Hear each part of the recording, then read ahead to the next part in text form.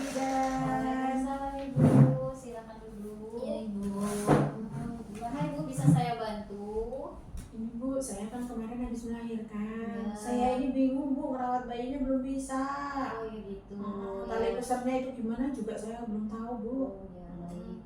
Sebelumnya perkenalkan ya Bu, nama saya Bidan Trituti Handayani.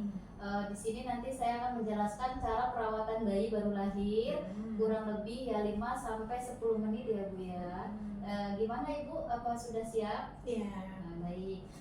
Di sini saya pertama akan menjelaskan tentang mencuci tangan dulu sebelum melakukan perawatan pada bayi. Pertama, jika ada sabun di rumah, kemudian air mengalir, gosok kedua telapak tangan ya Bu ya, kemudian punggung, tangan kiri dan kanan, kemudian sela-sela jari, kemudian di sini punggung kiri, kemudian tangan punggung kanan, kemudian ibu jari, kemudian kita bulat-bulatkan seperti ini ya Bu ya. Kemudian kita bilas dengan air mengalir hingga bersih. Gimana Ibu, udah paham cara mencuci tangan? Iya Bu. Baik ya Bu ya. Di sini saya akan menjelaskan cara perawatan bayi pada bayi baru lahir. Yang pertama itu pemberian ASI ya Bu ya, terutama pemberian ASI selama 6 bulan eksklusif. Nah, tanpa memberikan tambahan makanan sama sekali, baik itu makanan ataupun berbentuk cairan, ya Bu ya, seperti supor gitu ya Bu ya.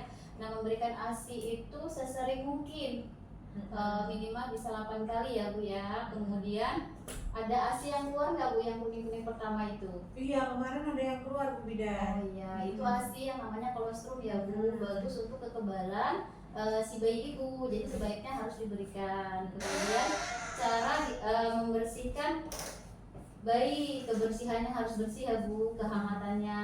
Jadi bayi itu bila perlu dipakaikan topi dan kaos kaki agar tetap menjaga kehangatan pada bayi. Kemudian kalau pas menyusui, sebaiknya antara kulit ibu dan bayi bersentuhan agar bayinya tetap hangat.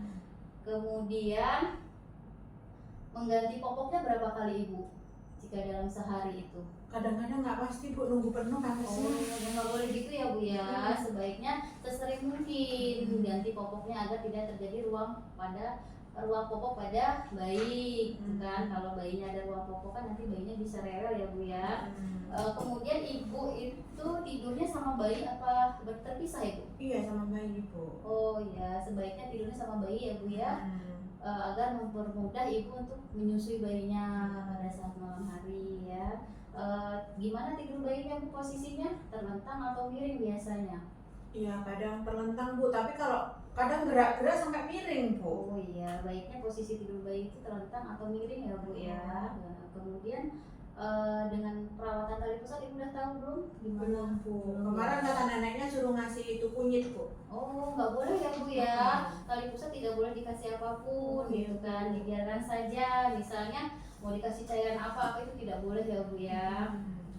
Kemudian sesudah melakukan pembersihan pada bayi tali pusat, ibu harus cuci tangan ya.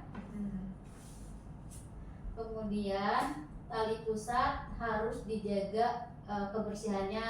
Terus kemudian kalau kena habis mandi itu harus dikeringin betul-betul ya Bu ya, harus benar-benar kering. Kemudian tali pusat jika kotor itu bisa dibersihkan dengan air PCT atau air hangat ya Bu ya. Ibu di rumah ada termometer nggak Bu?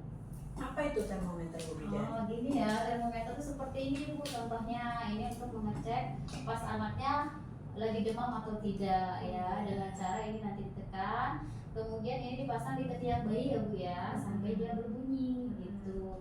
Jika di atas 37 derajat berarti anaknya udah mulai demam ya Bu ya. Kemudian di sini saya akan menjelaskan tanda-tanda bahaya pada bayi, terutama di bagian tali pusat ya Bu ya. Jika tali pusat itu bagian sekitar bayi di sini ya Bu ya, ada kemerahan atau tali pusat ini berbau, ibu segera datang ke tenaga kesehatan ya Bu ya. Kemudian ada juga tanda-tanda bahaya pada bayi, seperti bayinya tidak mau minum ASI, dia muntah atau dia kejang, atau suhu tubuhnya di atas 38 derajat. kemudian ada napas yang cepat, kemudian dia ada nanah di matanya kayak belekan gitu ya Bu ya, kemudian diare, terus bayinya tampak kuning ya Bu ya di bagian tubuhnya, terutama di telapak kaki dan tangannya. Ibu segera datang ke tenaga kesehatan ya. Gimana Ibu? Apa ada pertanyaan? Enggak Bu, berarti itu nggak boleh pakai kunyit ya Bu, tali pusatnya Oh ya? iya, nggak boleh Ibu gitu. Sebaiknya tali pusat tidak boleh dikasih apapun. Biarkan dulu sampai mengering dengan sendirinya ya Bu ya. Gimana Bu? Ada yang tanyakan lagi? Enggak Bu Bidan, udah cukup. Terima kasih buat penjelasannya. Saya pamit ya Bu Bidan. Terima kasih Bu. Assalamualaikum.